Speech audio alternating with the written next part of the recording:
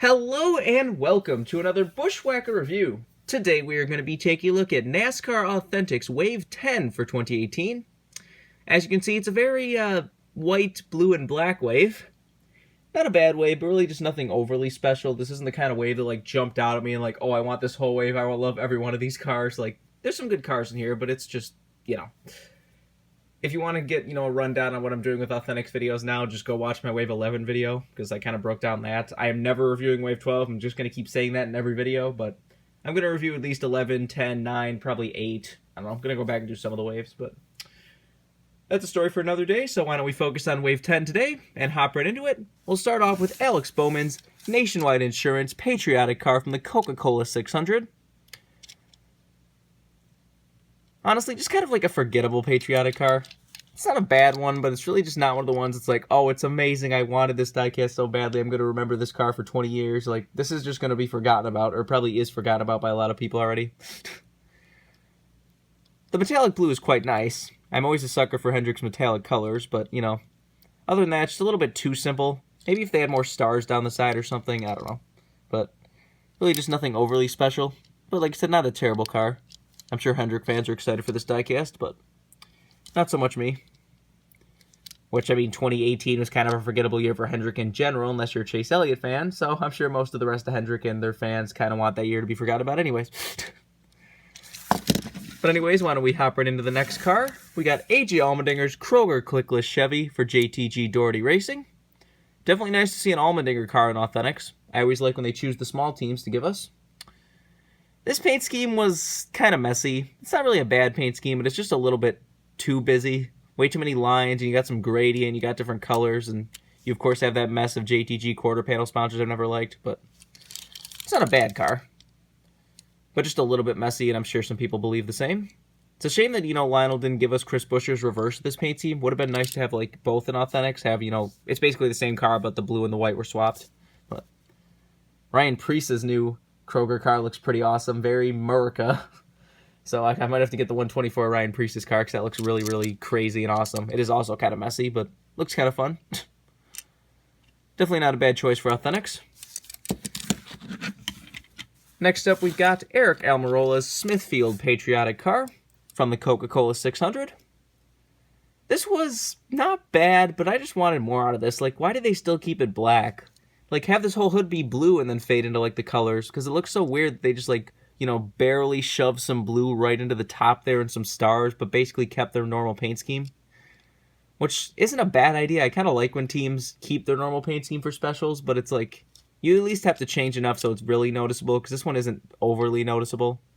Really the red number instead of the gold numbers more than anything, but like I said, if you see it look like, if you look at it from this angle, it really doesn't look crazily different, just some red, but I don't know. Like I said, if this whole hood was blue, it would probably look much better, and the back. It's a shame that we never got the Waffle House sort of patriotic car that Eric Almirola ran in the All-Star race. That would have been fun, but not a bad car, but like I said, again, just nothing really special and kind of forgettable. Wish they could have done more with it. Next up, we've got Matt Kenseth's Wyndham Rewards Ford for Roush Fenway Racing. His comeback car with Roush, replacing the, just amazingly talented Trevor Bayne. But it's no surprise that Roush finally is trying to do something to, help their team grow a little bit, because I'm sorry, rotting away with both Bayne and Stenhouse is not going to help you for the future. Well, they finally got rid of Bayne, now I have Newman, but as I drop the car, that's a good metaphor for Roush. But anyways, this is a pretty nice paint scheme. You got the blue, you got it fade into the white, you got some like clouds or whatever. Really nice paint scheme. It was kind of cool for this, to be something special when it came back. It wasn't just like a generic Roush performance car. Which, he did have a generic Roush performance car, but which they actually made a diecast of. It's a very rare 124 scale promo. It wasn't even rare at first. That's what I love about that car. Is like it was up for a long time. Then on Black Friday they put it up for sale. It's sold out. Then after that everyone's like, oh, but I needed that. Why is it rare now? I needed that. How could I miss that? It's like, yeah, well, maybe you should have paid attention more than just Black Friday sales. But whatever. That's a rant for another day. For now, we have this car, and like I said, it's really cool. I think Wyndham Rewards is still sponsoring Newman this year, so we might see this paint scheme back on a Mustang. But definitely not a bad paint scheme at all. Pretty good choice.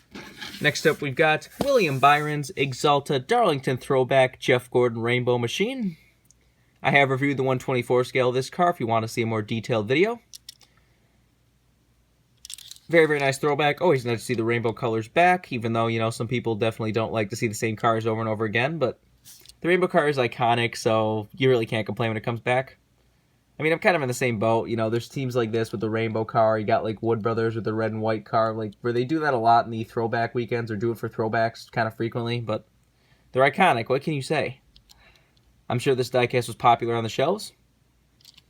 Everyone always likes to get some rainbow colors. This is still inaccurate because, you know, some of the things, like I think I pointed out in the video or pointed out afterwards, but like I said, where the yellow and the numbers supposed to be the same yellow as the stripe, but they're not. The blue is a little bit off, but for 1/64 scale, it's not bad, and they still did a pretty nice job of having both the metallic and the bright day glow neon colors. Can't complain too much there. Definitely a good choice for Authentics. Next up, we've got Matt DiBenedetto's Keen Parts Darlington Throwback to Jeff Burton's X-Side Batteries car.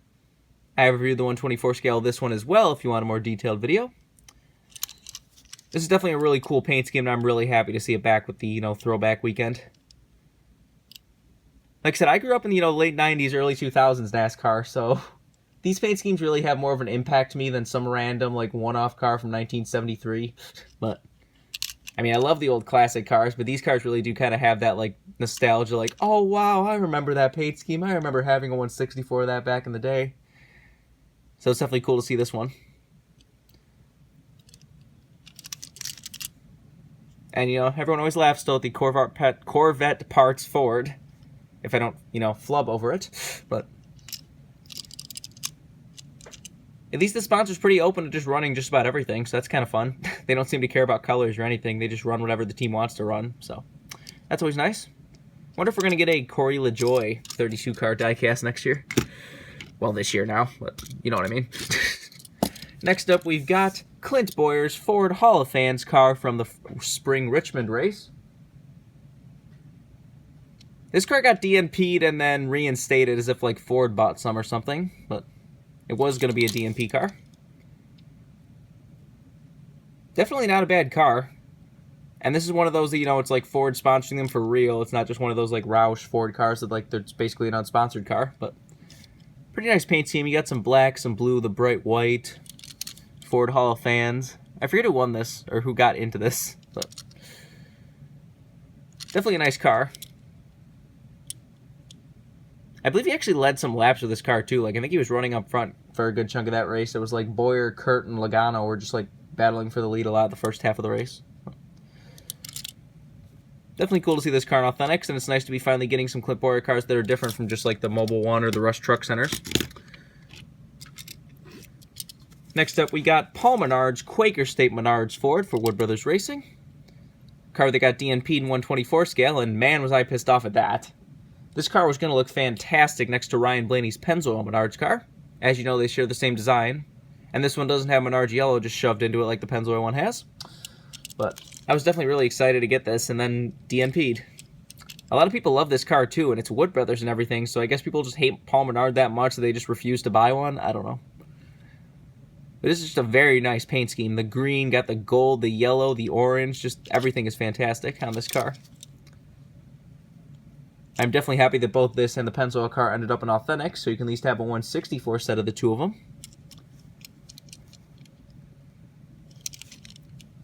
Not a bad car at all. And last but not least, we got a full DNP'd car.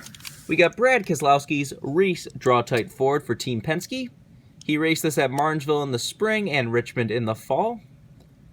Though they just announced that they have like 4 races this year. They just like put that up this week. They have like Watkins Glen now and I think like Kansas or something.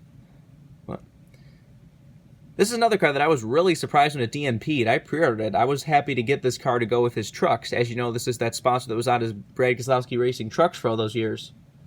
So it definitely would have been cool to have the, you know, Monster Cup car next to the trucks with the same paint scheme sponsors. Well, it's not even the same paint scheme. As you see, my logic is failing. But, you know, it is still the same sponsor with the team owner and everything. But would have been nice. It is a very nice version of the scallop car. The white with the, bright blue just looks fantastic together. Definitely nice to send it up in Authentics. Definitely cannot complain about that at all. So like I said, really not a bad wave. It's got some nice cars in it. I love the Quaker State and the Reese Tow Power car. The throwbacks are nice. The Hall of Fan car is nice. Wyndham Rewards, can't really complain about. So it's not a bad wave. It's really just not like a wave that just jumps out at you and like, holy shit, I love this wave. So, I'm sure it was decently popular. Though, I mean, this car definitely does peg warm. Like, I find crap loads of this car in like every store. So I'm definitely not alone in thinking it's kind of a boring, forgettable throwback. Not throwback, patriotic car. But if you want this wave, you can still probably find it in a lot of places. My Target's had this wave for a long time. So go to Target if you still want this wave or for some reason haven't found this wave yet. But other than that, I think that's pretty much all ours today. This has been a review of NASCAR Authentics Wave 10. Hope you enjoyed, and thanks for watching.